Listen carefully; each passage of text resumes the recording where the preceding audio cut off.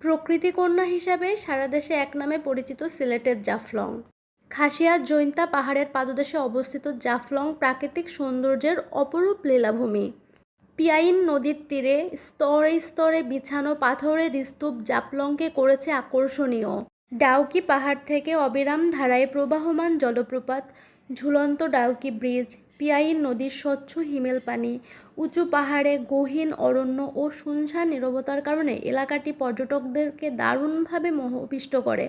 এইসব দৃশ্যপট দেখতে প্রতিদিনই দেশি বিদেশি পর্যটকরা ছুটে আসেন এখানে।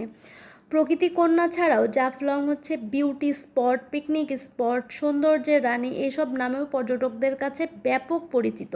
ভ্রমণ পিয়াসীদের কাছে জাফলংয়ের আকর্ষণই যেন আলাদা। সিলেট ভ্রমণে এসে জাফলং না গেলে ভ্রমণই যেন অসম্পূর্ণ থেকে যায়। সিলেট নগরী থেকে ৬২ কিলোমিটার উত্তর পূর্ব দিকে গোয়াইনঘাট উপজেলায় জাফলংয়ের অবস্থান। জাফলংয়ে শীত ও বর্ষা মৌসুমের সৌন্দর্যের রূপ ভিন্ন। বর্ষায় জাফলংয়ের রূপ লাবণ্য যেন ভিন্ন মাত্রায় ফুটে ওঠে। ধূলি ধূসরিত পরিবেশ হয়ে ওঠে স্বচ্ছ, স্নিগ্ধ পরিবেশে শ্বাস নিঃশ্বাসে থাকে ফুরফুরে ভাব। খাসিয়া পাহাড়ের সবুজাভ চূড়ায় তুলার মতো মেঘরাজির বিচরণ এবং যখন তখন অঝোর ধারায় পাহাড়ি বৃষ্টি যেন হয়ে ওঠে এক ভিন্ন শিহরণ।